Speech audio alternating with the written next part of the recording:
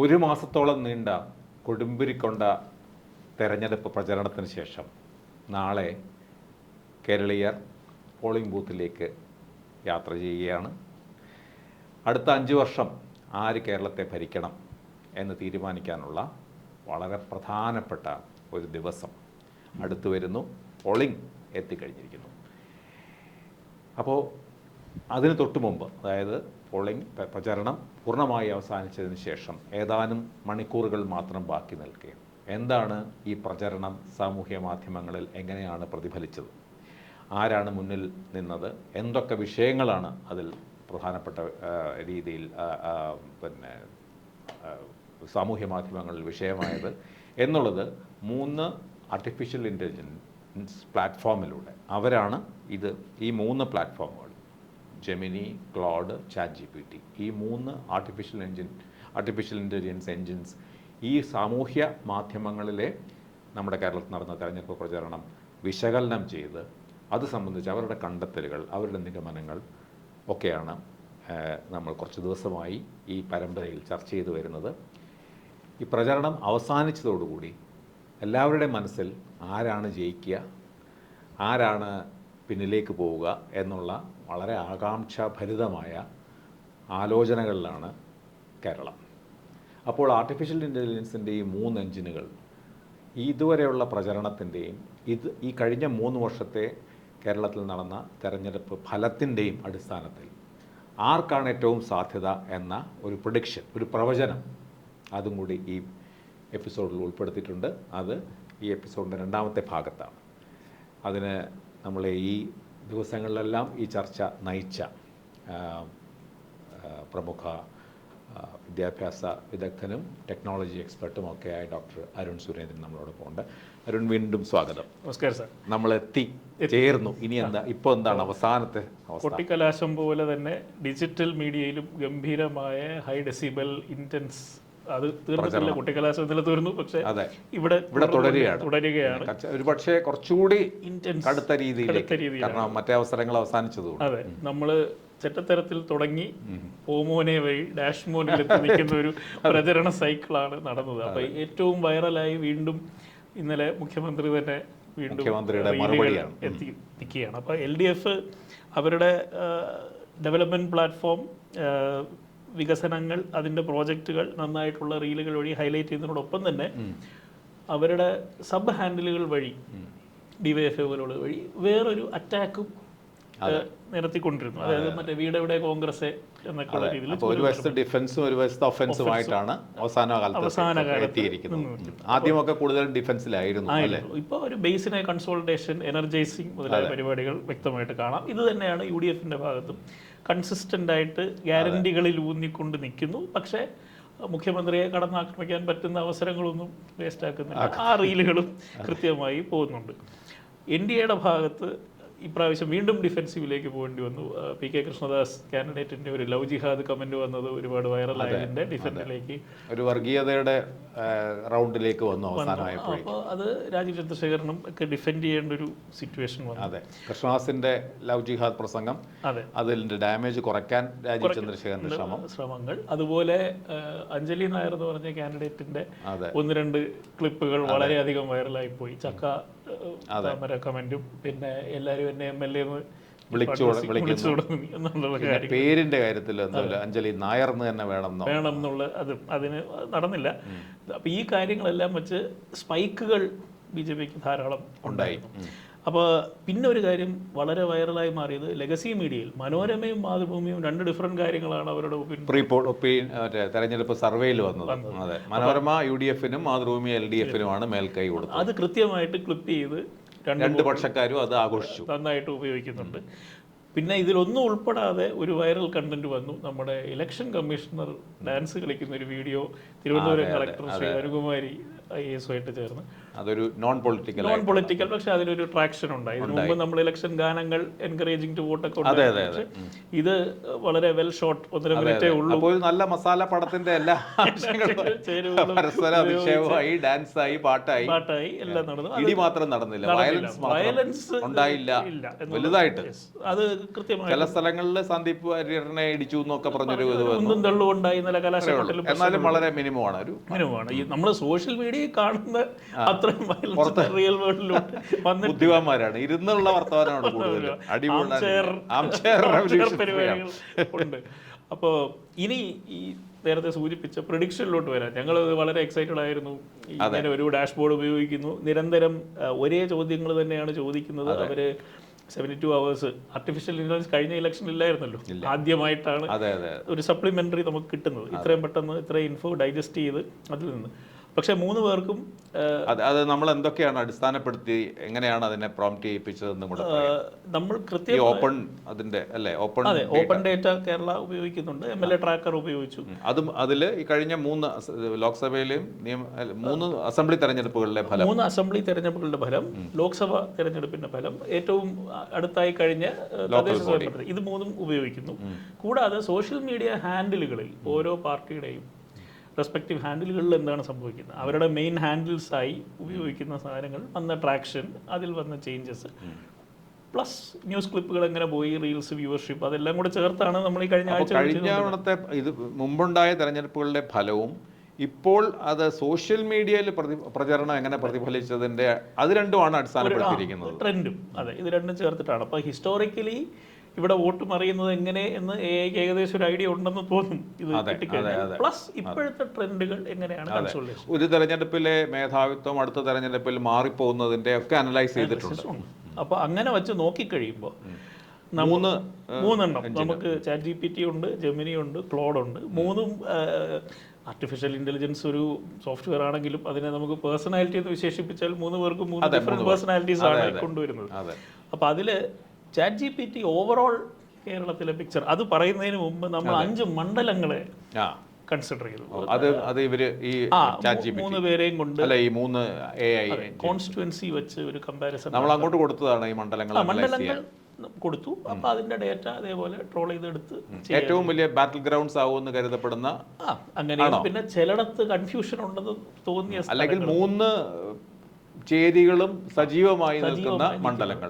അപ്പൊ ഏറ്റവും വലിയ ത്രികോണ മത്സരം നടക്കുന്ന മണ്ഡലങ്ങൾ അങ്ങനെയാണ് കൊടുത്തത്. 5 മണ്ഡലങ്ങൾ ഏതൊക്കെയാണ്? മഞ്ചേശ്വരം, ഒന്ന് ജയാനന്ദ, അല്ല ഒന്ന് നമ്മൾ ഈ 5 മണ്ഡലങ്ങളും പറയാം. മഞ്ചേശ്വരം, പാലക്കാട്, പാല, അമ്പലപ്പുഴ, നേമം, ഈ മണ്ഡലങ്ങളാണ് നമ്മൾ കൊടുത്തേക്കുന്നത്. അപ്പോൾ അതിൻ്റെ ഒരു പിന്നീട് ഒരു ബിഗ് പിക്ചർ സിന്തസിസ് എടുത്തിട്ടാണ് ഓവറോൾ പോയത്. അപ്പോൾ ഇതിൽ മഞ്ചേശ്വരം കൺസിഡർ ചെയ്താൽ ChatGPT LDF-ന് ഒരു സ്ലൈറ്റ് എഡ്ജ് പ്രെഡിക്റ്റ് ചെയ്യും. അപ്പോൾ അവിടെ CPM ജയാനന്ദയാണ് അവിടെ നിൽക്കുന്നത്. ജെമിനിയും ക്ലോഡും UDF ഒരു ഫോട്ടോ ഫിനിഷോ നാരോ വിന്നോ സംഭവിക്കും എന്ന് പറയും. ജെമിനി പറയുന്നത് ഫോട്ടോ ഫിനിഷ് ആയിരിക്കും എന്നാണ്. ക്ലോഡ് പറയുന്നത് നാരോ ഒരു വിൻ. ആർക്ക്? UDF. അപ്പൊ അങ്ങനെ ഒരു വ്യത്യാസം ഇത് രണ്ടിനും. അപ്പൊ ജെമിനി പറയുന്നത് UDF-ന് നേരിയ തോതിലുള്ള മുൻതൂക്കമുണ്ട്. ക്ലോഡ് പക്ഷേ അത് പറയുന്നുണ്ടോ നേരിയ win four UDF. Narrow win. അപ്പൊ BJP-ക്ക് ആരും പറയുന്നില്ല. ഇവർ ഈ 3 പേരും പറയുന്നില്ല. അപ്പൊ ChatGPT ഇതിൻ്റെ അകത്ത് വോട്ട് സ്പ്ലിറ്റും NDA ഡിസ്ക്രിപ്ഷനും ഒക്കെ ഉണ്ടാവാം എന്നുള്ളൊരു എക്സ്പ്ലനേഷൻ തരുന്നുണ്ട്. പക്ഷെ മറ്റവർ എല്ലാവരും ഹിസ്റ്റോറിക്കൽ UDF എഡ്ജ് ആണ് ഉപയോഗിച്ചിരിക്കുന്നത്. ഇപ്പോഴത്തെ കൺസോളിഡേഷൻ കാരണമായിട്ട് കാണിക്കും. ഓക്കെ, ടാക്ടിക്കൽ വോട്ടിംഗ് ഒക്കെ എന്നൊക്കെ പറയുന്ന ഇതൊക്കെ കണക്കെടുത്തിട്ടുണ്ടാവും. ഇതില് ChatGPT ടോസപ്പ് ആയേക്കാം എന്നും പറയുന്നുണ്ട്. ആർക്കും ഇല്ലാത്തൊരു സിറ്റുവേഷൻ ആണ് എന്നുള്ള രീതിയിൽ ക്ലിയർ കട്ട് പറയുന്നില്ല. എന്തായാലും വീണ്ടും BJP-ക്ക് സാധ്യത കുറവാണ് ഇവരുടെ കാഴ്ചപ്പാടില്ല. അത് പക്ഷേ ഒരുപക്ഷെ ജയിച്ചിട്ടില്ലാത്തത് കൊണ്ട് കാണാതെ പോകുന്നതും ആവാം. നാരോ മിസ് എങ്ങനെ കാൽക്കുലേറ്റ് ചെയ്തു. പിന്നെ AI-ക്ക് പറഞ്ഞ പോലെ അന്തർധാരകളോ അല്ലെങ്കിൽ അതൊന്നും കണ്ടുപിടിക്കാനുള്ള കഴിവില്ല. അതൊന്നും അറിയില്ല. രഹസ്യമായ നീക്കങ്ങളൊന്നും കണ്ടുപിടിക്കാൻ ഡീലുകൾ അറിയില്ല. ഓൺ ഗ്രൗണ്ട് എന്ന് നടക്കുന്നുള്ളത് അറിയില്ല. അതെ. അപ്പൊ അതുപോലെയാണ് പാലക്കാട് വരുമ്പോഴും UDF ഒരു സ്ലൈറ്റ് ലീഡാണ് ChatGPT പറയുന്നത്. ജെമിനി UDF ലൈക്ലി ടോപ്പ് ചെയ്യും എന്ന് പറയുന്നു. ഏതാണ്ട് ഉറപ്പായിട്ടാണ്. ലൈക്ലി ക്ലോഡ് നാരോ വീണ്ടും UDF തന്നെ. അപ്പൊ 3 പേരും കൺസെൻസസ് പാലക്കാട് റെഡിയോടാണ്. ശരി. അതിൽ 3 AIയിലും ഏകാഭിപ്രായമാണ്. അതിൽ ChatGPT മാത്രം NDA സ്പോയിലർ അയക്കാം എന്ന് പറയുന്നു. അപ്പോൾ അവിടെയും എനിക്ക് തോന്നുന്നത് മുൻപ് ജയിച്ചിട്ടില്ലാത്തൊരു സിറ്റുവേഷൻ അവർ കൺസിഡർ ചെയ്യുന്നുണ്ട്.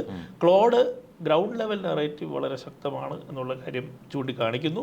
ജെമിനി പറയുന്നത് ഡേറ്റ ബാക്ക് മൊമെന്റം ഉണ്ട് UDF അവിടെ തിരിച്ചു പിടിക്കാൻ. അങ്ങനെ അപ്പോൾ അത് രമേശ് പിഷാരടിക്ക് അനുകൂലമായിട്ടാണ് 3 AI എഞ്ചിനുകളും ഇപ്പോൾ പറയുന്നത്. പാല നമ്മളൊരു ടെസ്റ്റ് കേസായിട്ട് ശ്രമിച്ചു നോക്കി എങ്ങനെ ഇരിക്കും എന്നുള്ളത്. അപ്പോൾ അവിടെ ജോസ് കെ മാണി സി കാപ്പൻ, ഷോൺ ജോർജ് ശക്തമായ മത്സരം, പ്രൈം മിനിസ്റ്റർ വരെ ഇൻവോൾവ് ആയ ഒരു മത്സരമാണ്. അവിടെ ChatGPT വീണ്ടും LDF ഒരു അഡ്വാൻറ്റേജ് പറയുന്നു. ജെമിനിയും ക്ലോഡും UDF അഡ്വാൻറ്റേജ് പറയുന്നു. അവിടെ വീണ്ടും മഞ്ചേശ്വരത്തെ പോലെ ഒരു പരിപാടി നമ്മൾ കാണാം. ഈ AIയും ഇങ്ങനെ രാഷ്ട്രീയ പക്ഷപാതങ്ങൾ ഇത് സ്ട്രക്ചറലി മോസ്റ്റ് ഇൻ്റർപ്രറ്റഡ് ഒരു സീറ്റായിട്ടാണ് നമുക്ക് തോന്നിയത്. ഇപ്പോൾ ChatGPTക്ക് കേരള കോൺഗ്രസിൻ്റെ LDF മെഷീനറി വളരെ ശക്തമായി അവിടെ പ്രവർത്തിക്കുന്നെന്നും മറ്റ് 2 എഞ്ചിനുകളും വോട്ട് ഫ്രാഗ്മെന്റേഷൻ, കാൻഡിഡേറ്റിന്റെ ഡൈനാമിക്സ് ഇതെല്ലാം UDF ആയിരിക്കും അനുകൂലം എന്നുള്ളൊരു എക്സ്പെക്ടേഷൻ വളരെ ഇൻട്രസ്റ്റിംഗ് ആണ്. കാരണം ഇത് നമ്മുടെ പൊളിറ്റിക്കൽ അനലിസ്റ്റ് സംസാരിക്കുന്ന പോലെ തന്നെ അത് പിക്കപ്പ് ആയി എന്നുള്ളതാണ് എൻ്റെ കയ്യിൽ. പിന്നെ 4ാമത് നമ്മൾ അമ്പലപ്പുഴ ഒരു ഫ്ലാഷ് പോയിന്റ് ആണ്. സുധാകരൻ നാടകീയമായ ഒരു സ്ഥലം. അവിടെ പക്ഷേ 3 എഞ്ചിനുകളും LDF തന്നെ 3 പേരും. അതായത് ChatGPT സ്ലൈറ്റ് എഡ്ജ് എന്ന് പറയുന്നു, ജെമിനി അതിന്റെ പര്യായ പദമായ സ്ലിം അഡ്വാൻറ്റേജ് എന്ന് പറയുന്നു, ക്ലോഡ് വെരി നാരോ ടോസ് എന്നുള്ള രീതിയിൽ മത്സരമാണ്. പക്ഷേ 3 പേരുടെ കൺസെൻസസിൽ 3 പേരും വ്യക്തമായിട്ട് പറയുന്നു it is no longer a safe seat for. ശരി. അത് ഇതുവരെയുള്ള ഇതിൽ 3 പേരും പാലക്കാട് 3 പേരും അതുപോലെ അമ്പലപ്പുഴ ലെഫ്റ്റിനായിട്ട്. പക്ഷേ സേഫ് അല്ല, മാക്സിമം ഇൻസ്റ്റബിലിറ്റി അവിടെ ഇൻസ്റ്റബിലിറ്റി ഉണ്ട്. എന്നാലും ഇതാണ്. പക്ഷേ എച്ച്സലാമിനാണ് സാധ്യത. വളരെ നാരോ എന്ന് 3 പേരും പറയും. പക്ഷെ അപ്പോൾ അത് ഈ പറഞ്ഞ പോലെ ആ ഒരു ഇടതുപക്ഷ കോട്ടയായിരുന്നതില് വിള്ളൽ വീണു. പക്ഷെ എന്നാലും പിടിച്ചു നിർന്നേക്കാം എന്നാണ് പറയുന്നത്. അവസാനമായിട്ട് നമ്മൾ നേമത്ത് വളരെയധികം ഡിസ്കസ് ചെയ്തതാണ്. ഇവിടെയും ChatGPT അടുത്തോട്ട് ചാഞ്ഞു നിൽക്കുകയാണ്. മാർജിനൽ ലീഡ് ChatGPT പറയുന്നു. മറ്റവർ 2 പേരും ജെമിനി NDA ആണ് ഫ്രണ്ട് റണ്ണർ എന്ന് ഡിക്ലെയർ ചെയ്തിട്ടുണ്ട്. ക്ലോഡ് NDA ക്ലിയർ വിൻ ആണ് പ്രൊഡിക്റ്റ് ചെയ്യുന്നത്. അപ്പോൾ അത് ആദ്യമായിട്ടാണ് ക്ലിയർ വിൻ നമ്മൾ ഈ ടോസപ്പ് കൊടുത്ത സ്ഥലങ്ങളിൽ കണ്ടത്. അപ്പോൾ ഇതിൽ ChatGPTക്ക് ഒരു ഈ വന്ന ഷിഫ്റ്റ്, ബൈപോളാർ ഷിഫ്റ്റ് BJPക്ക് അനുകൂലമായേക്കില്ല എന്നുള്ളത് പറയുന്നു. LDF UDF ശക്തമായിട്ടുണ്ട്. ബാക്കി 2 പേരും BJPയുടെ കൺസോളിഡേഷനും അർബൻ സ്ട്രെങ്ത്തും ആണ് രാജീവ് ചന്ദ്രശേഖർ പോസിറ്റീവായിട്ട്. സഖാവായിട്ട് പ്രഖ്യാപിക്കും എന്ന് തന്നെ പറയേണ്ടി വരും. മറ്റവർ 2 പേരും അങ്ങോട്ടും ഇങ്ങോട്ടും മാറി നിൽക്കുന്നു. ഒരു ന്യൂട്രൽ.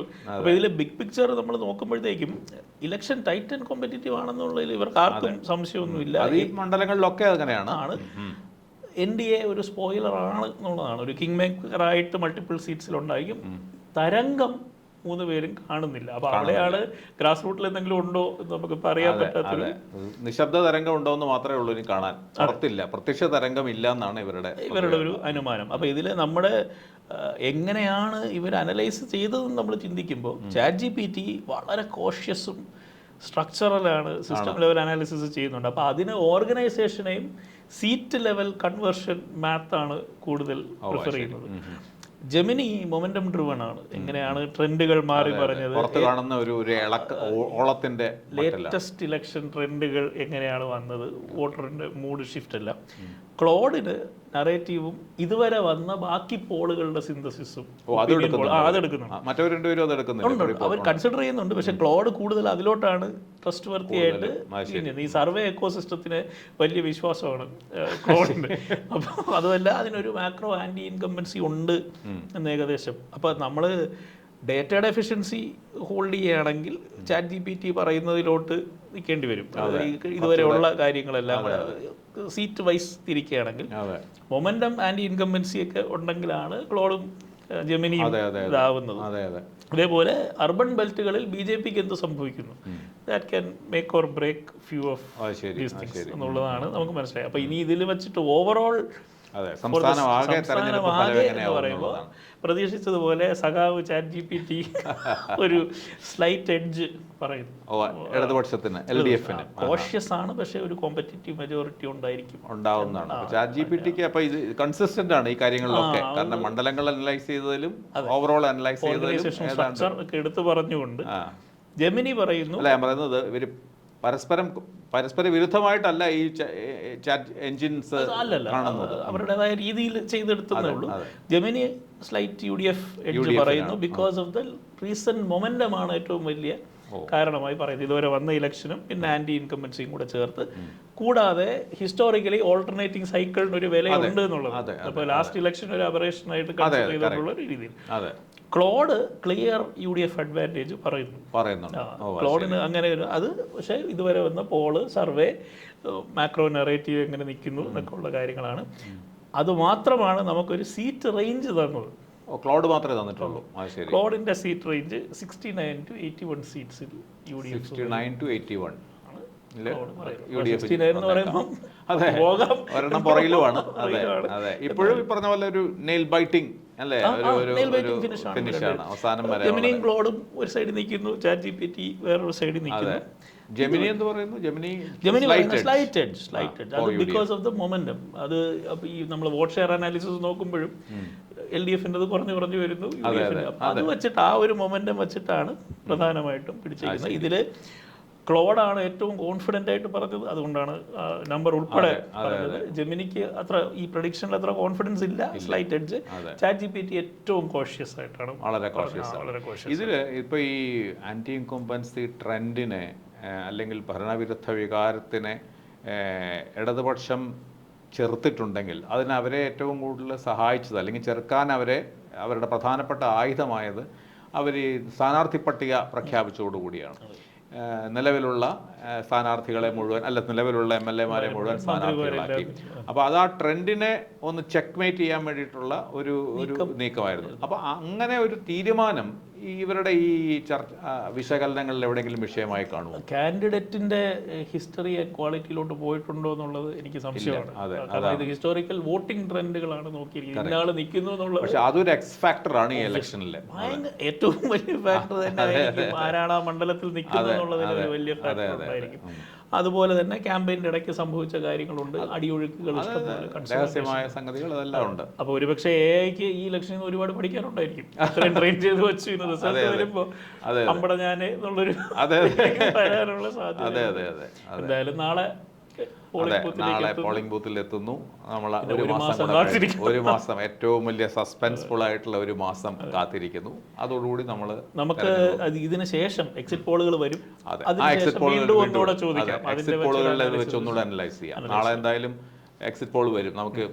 അപ്പോൾ അതിന് ശേഷം അടുത്ത എപ്പിസോഡ് അതായിരിക്കും. ഇതിൻ്റെ അടുത്ത എപ്പിസോഡ് വോട്ടെടുപ്പിന് ശേഷം ആണ്. വോട്ടെടുപ്പിന് ശേഷം നടക്കുന്ന എക്സിറ്റ് പോൾ സർവേകളുണ്ടാവും. അത് വിവിധ ഏജൻസികളും വിവിധ മാധ്യമ സ്ഥാപനങ്ങളും ഒക്കെ എക്സിറ്റ് പോൾ പ്രവചനം നടത്തുന്നുണ്ട്. അപ്പോൾ അവയും കൂടി അടിസ്ഥാനപ്പെടുത്തി അവ സംബന്ധിച്ച് അവയും കൂടി പരിഗണിച്ചുകൊണ്ട് ആർട്ടിഫിഷ്യൽ ഇൻ്റലിജൻസ് എഞ്ചിനുകൾ, 3 എഞ്ചിനുകൾ എന്താണ് പ്രെഡിക്റ്റ് ചെയ്യാൻ പോകുന്നത്, എന്താണ് അവരുടെ നിഗമനം എന്നുള്ളതാണ് അടുത്ത ഈ പരമ്പരയിലെ എപ്പിസോഡിൽ നിങ്ങളുടെ മുമ്പിൽ എത്തിക്കാൻ പോകുന്നത്. നന്ദി.